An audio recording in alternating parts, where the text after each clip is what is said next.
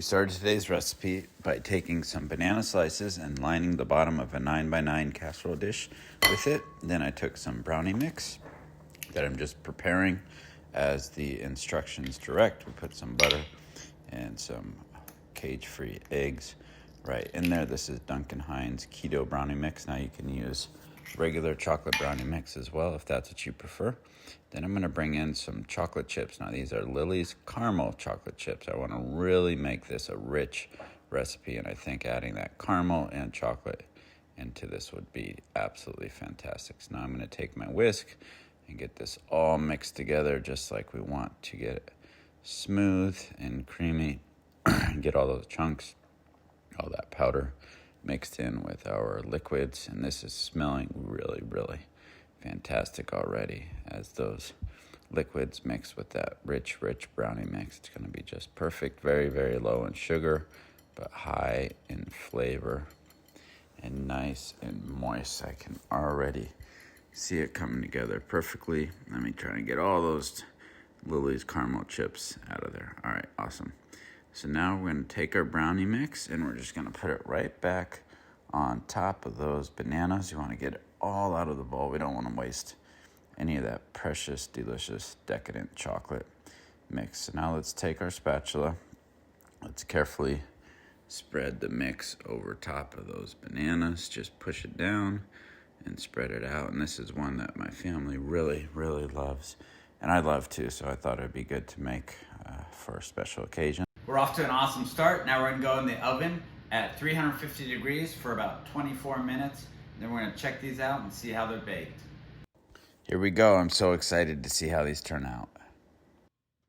Next part of our recipe, I prepared a delicious cream cheese frosting for our brownie. So I started with 1 block of Philadelphia cream cheese at room temperature.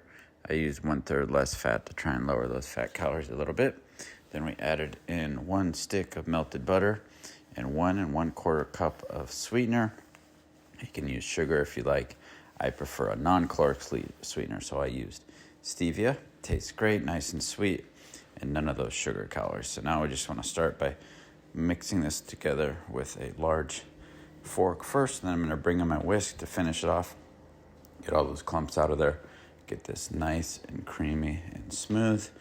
Really put some muscle in there, get it going fast, and you can see it's perfect, ready to go. All right, let's check on those brownies. Looking great. It's been about 22 minutes. They look perfect. Fill it out a little bit. Now I'm going to put it on the cooling rack, otherwise known as my stove, and let it sit there and chill out a little bit, literally. Let's test it out, see how we did. Perfect, nice and clean, no mixture on there. So it's cooled off a little bit. I had my cream cheese frosting waiting in the fridge, and then when you're ready to apply that frosting to your brownies, you just take it out of the fridge and let it sit for about 30 minutes or so it warms back up a little bit. And I want to make sure the brownies got nice and cool so that the frosting doesn't melt on them or anything like that when we start to apply it. And then you can just cover these and let them set in the fridge or on the countertop, and they'll be okay. I would probably put them in the fridge, of course. Mom used to leave them on the countertop, but I think it's probably better off with these in a fridge since there's that cream cheese there in that frosting. And it's coming together perfectly.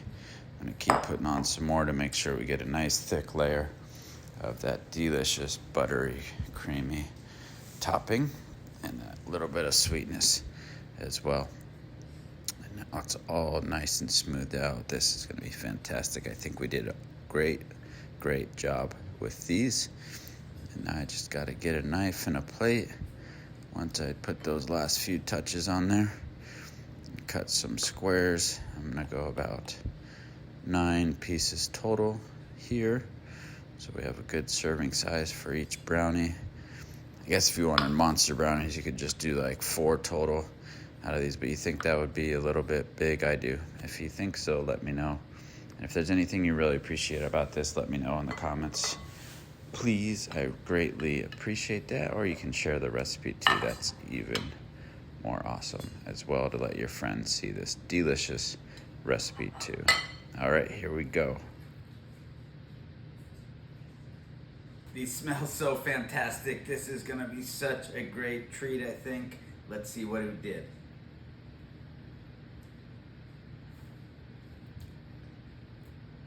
That is heavenly. You guys are gonna love this.